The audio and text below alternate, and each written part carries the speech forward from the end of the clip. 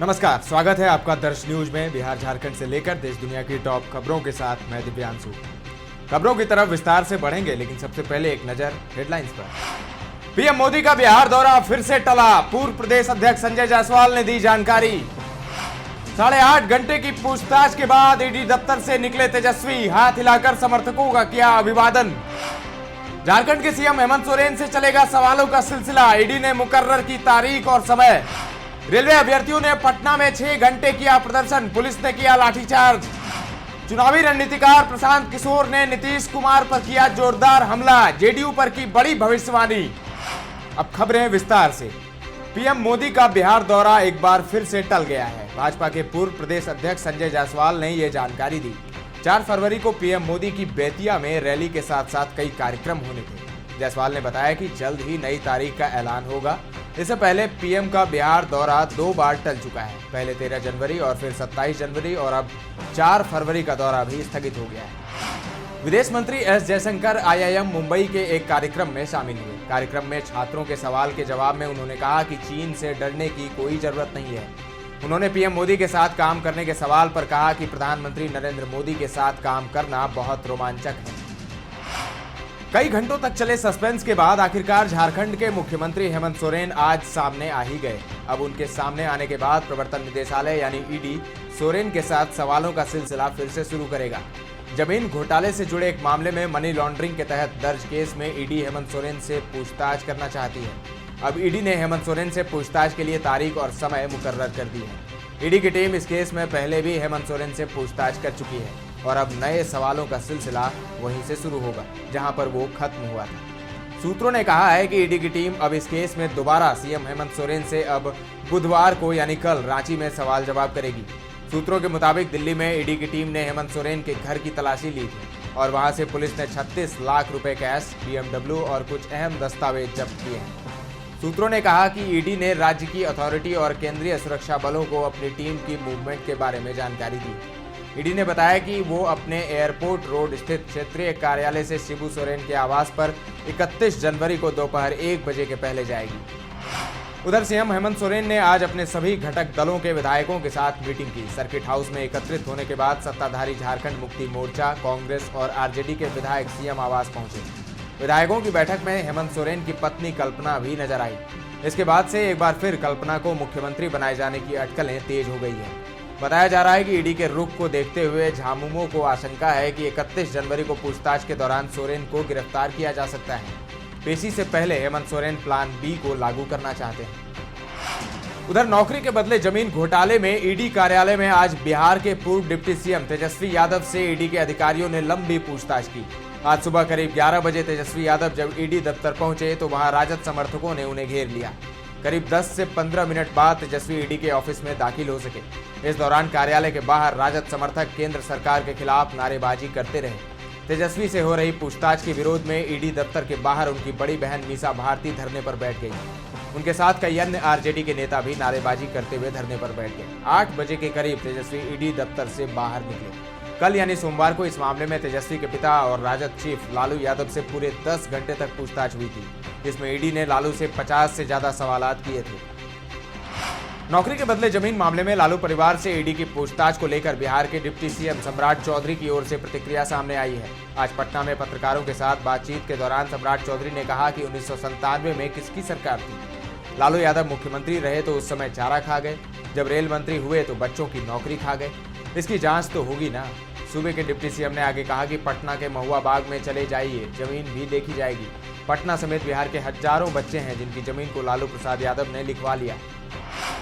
नीतीश कुमार के पाला बदलकर फिर से मुख्यमंत्री पद की शपथ लेने पर कांग्रेस नेता राहुल गांधी ने पहला बयान दिया है। भारत जोड़ो न्याय यात्रा बिहार में प्रवेश कर चुकी है। इसी दौरान पूर्णिया में आज लोगों को संबोधित करते हुए राहुल गांधी ने कहा कि थोड़ा सा दबाव पड़ा और नीतीश कुमार पलट गए। ऐसे लोगों की हमें जरूरत नहीं है। लोकसभा चुनाव के लिए समाजवादी पार्टी की पहली सूची जारी हो गई है। सपा ने 16 प्रत्याशियों का ऐलान कर दिया है। सूची में यादव परिवार के डिंपल यादव, धर्मेंद्र यादव, अक्षय यादव का भी नाम शामिल है। अभी तक भाजपा समेत किसी ने भी प्रत्याशियों की सूची जारी नहीं की है। संभल से झारखंड में 6 फरवरी से 26 फरवरी तक मैट्रिक व इंटरमीडिएट की परीक्षा होगी। परीक्षा एक ही टर्म में होगी। ओएमआर शीट के माध्यम से निर्धारित परीक्षा प्रक्रिया तत्काल प्रभाव से रद्द कर दी गई है। प्रश्न सह उत्तर पुस्तिका के माध्यम से परीक्षा होगी। चंडीगढ़ के महापौर पद का चुनाव भारतीय जनता पार्टी के उम्मीदवार मनोज सोनकर ने जीत लिया है। उन्होंने कांग्रेस समर्थित आम आदमी पार्टी प्रत्याशी कुलदीप कुमार को हरा दिया है। सोनकर को 16 वोट मिले, जबकि कुलदीप कुमार के पक्ष में 12 मत आए। वहीं 8 मतों को अवैध घोषित कर दिया गया। वहीं चुनाव के नतीजे घोषित होने के बाद विपक्षी गठबंधन India national developmental inclusive alliance यानी इंडिया के घटक दल आप और कांग्रेस के पार्षदों ने जोरदार विरोध प्रदर्शन किया।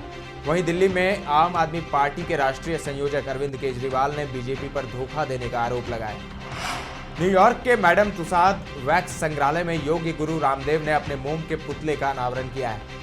इस मौके पर बाबा रामदेव ने कहा, ये सम्मान योग का है, ये सम्मान भारत की सनातन सांस्कृतिक विरासत का है, भारत की अपनी गौरवशाली आध्यात्म की परंपरा का, जिसको हमारे पूर्वजों ने जिया। लोग अब तक सोचते थे कि अगर आपको दुनिया के आगे आदर्श बनना है तो किसी और ही रास्ते पर चलना होगा, लेकिन जब इस वैक्स संग्रहालय में एक साधु का पुतला भी लगेगा तो ये सनातन के सत्य के विजय की प्रतिष्ठा होगी।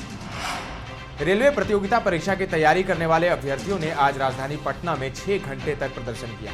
अभ्यर्थी एलपीए और तकनीशियन की सीटें बढ़ाने की मांग को लेकर सड़क पर उतरे थे। आंदोलन की शुरुआत बाजार समिति से हुई। यहां गांधी मैदान तक पहुंची। अभ्यर्थी गांधी मैदान के अंदर गांधी मूर्ति के पास जाना चाहते थे, पर अभ्यर्थियों की संख्या इतनी अधिक थी कि पुलिस जाने से रोक रही थी। वहीं अभ्यर्थी रेलवे के किसी बड़े अधिकारी से मिलना चाह रहे थे, पर अभ्यर्थियों को कोई ठोस आश्वासन नहीं मिल रहा था। इसके बाद कुछ अभ्यर्थी और पुलिस के बीच बहस हो गई। गांधी मैदान थाने के पास पुलिस ने लाठीचार्ज कर दिया। चुनावी रणनीतिकार और जनसुराज के सूत्रधार प्रशांत किशोर ने एक बार फिर बिहार के मुख्यमंत्री नीतीश कुमार पर जोरदार हमला बोला है। बेगूसराय में आज पत्रकारों के साथ बातचीत के दौरान प्रशांत किशोर ने कहा कि बिहार की जनता इतनी बेवकूफ नहीं है। जनता ने नीतीश कुमार को वोट किया, लेकिन ये बार बार पलट जाते हैं। जनता आज कितना असहाय महसूस कर रही है और नीतीश कुमार खुद को चतुर समझ रहे हैं, लेकिन ये चतुर नहीं, निहायत धूर्त आदमी है जो पूरे बिहार की 13 करोड़ की जनता को मूर्ख बनाकर ठग रहे हैं। आगामी चुनाव में राज्य की जनता सूद समेत इसका हिसाब करेगी। प्रशांत किशोर ने दावा करते हुए कहा कि आप लिख कर रखिए कि नीतीश कुमार अब चाहे जिस गठबंधन में लड़ें या भाजपा के साथ लड़ें, अगली बार विधानसभा चुनाव में इनकी पार्टी जेडीयू को 20 विधायक भी नहीं आएंगे। अगर आएंगे तो मैं राजनीति से संन्यास ले लूंगा। अब खबर खेल जगत से। आईसीसी अंडर 19 वर्ल्ड कप में इंडिया वर्सेस न्यूजीलैंड मैच में मुशीर खान ने 131 रनों की यादगार पारी खेली। अंडर 19 वर्ल्ड कप 2024 के सुपर 6 मुकाबले में भारत ने न्यूजीलैंड के खिलाफ पहले बैटिंग करते हुए 50 ओवर में 8 विकेट पर 295 रन बनाए। सरफराज खान के भाई मुशीर खान इस अंडर 19 वर्ल्ड कप में भारतीय स्क्वाड का हिस्सा हैं। मुशीर इस पारी के साथ मौजूदा अंडर 19 वर्ल्ड कप में 300 रनों का आंकड़ा पार करने वाले पहले बैटर बन गए हैं। मुशीर का इस अंडर 19 वर्ल्ड कप में दूसरा शतक था। एक अंडर 19 वर्ल्ड कप में एक से ज्यादा सेंचुरी लगाने वाले मुशीर महज दूसरे भारतीय खिलाड़ी हैं। उनसे पहले यह कारनामा शिखर धवन ने किया है। शिखर धवन ने 2004 में खेले गए अंडर 19 वर्ल्ड कप में 3 शतक लगाए थे। अब बात मौसम के मिजाज की। बिहार के 24 जिलों में 1 फरवरी से बारिश के आसार हैं। मौसम विभाग ने हल्की बारिश की चेतावनी जारी की है। वहीं मंगलवार को पटना सहित प्रदेश का अधिकतर शहर कोहरे की चपेट में रहेगा। प्रदेश के 7 शहर भीषण शीत दिवस और शीत लहर की चपेट में रहे। वहीं राजधानी सहित प्रदेश के अधिकतर शहरों के न्यूनतम और अधिकतम तापमान में बढ़ोतरी हुई है।